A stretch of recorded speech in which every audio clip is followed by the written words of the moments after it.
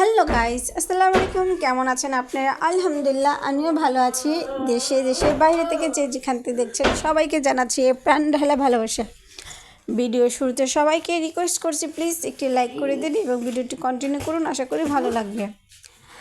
তো আজকে মুরগি গিলা কলিজি রান্না করব। তো গিলা কলিজির জন্য আমি পেঁয়াজ কেটে নিয়েছি, এখন চুলায় বসিয়ে দিলাম।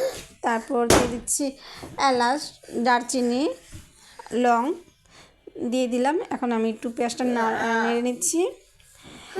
তো একটু আদা রসুন দিয়ে দিচ্ছি, যতটুকু প্রয়োজন আদা রসুন লাগবে ততটুকুই দিচ্ছি।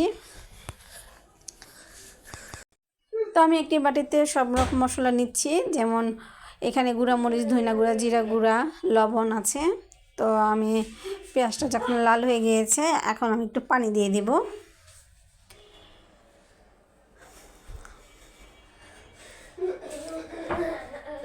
তো পানিটা দিয়ে দিচ্ছি।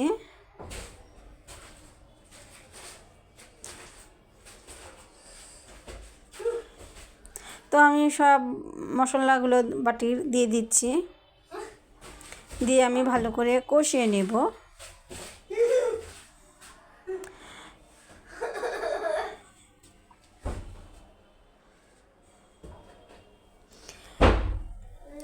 গিলা কলিজি তরকারি কিন্তু পরোটার সাথে বা গরম ভাতের সাথে খুবই ভালো লাগে খেতে।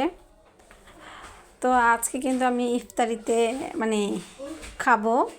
আজকে অন্য কোনো কিছু রান্না করব না, আজকে ভাত খাবো। কতদিন ধরে মনে হয় ভাত খাওয়া হয় না, এমন মনে হয়। তো আজকে যেহেতু আপনাদের ভাইয়া বাসায় নাই, তো যেহেতু আমি একা, তো এই কারণে আজকে ভাতই খাবো। তো আমি ভালো করে কষিয়ে নিচ্ছি। এখন আমি গিলা কলিজিগুলো দিয়ে দিচ্ছি, মুরগি গিলা কলিজি। এখানে গিলা আছে, কলিজি আছে, খাপটা আছে। তো এখন এগুলো আমি কষিয়ে নিচ্ছি। তো আপনাদের কাছে বলবো যে যারা এখনও লাইক করেননি, প্লিজ একটি লাইক করে দিন।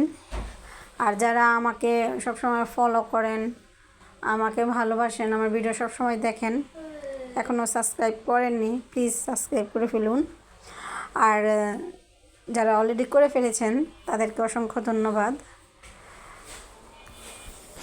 তো দেখতেই পারছেন কষানো কিন্তু হয়ে গিয়েছে। তা আমি একটু সামান্য পানি দিব, যেহেতু এটা দেশি মুরগির গিলা কলিজি, তো খাঁচা আছে, ধোর আছে, তো সিদ্ধ হতে টাইম লাগবে। তো আমি একটু ঝোল দিয়ে দিলাম সিদ্ধ হওয়ার জন্য। তো আমার ঝোল শুকিয়ে গিয়েছে, দেখতেই পারছেন কতটা সুন্দর ভুনা ভুনা হয়ে আসছে। আমি কিন্তু বেশি একটা ঝোল রাখিনি। তো তেল উপরে উঠে গিয়েছে, এখন আমি চুলাটা নামিয়ে দিয়ে ফেলবো। তো দেখতেই পাচ্ছেন কত সুন্দর একটা কালার আসছে। তো আজকে এতটুকুই। যদি ভালো লেগে থাকে অবশ্যই কমেন্টস করে জানাবেন এবং একটি লাইক করে দিবেন। আল্লাহ হাফেজ।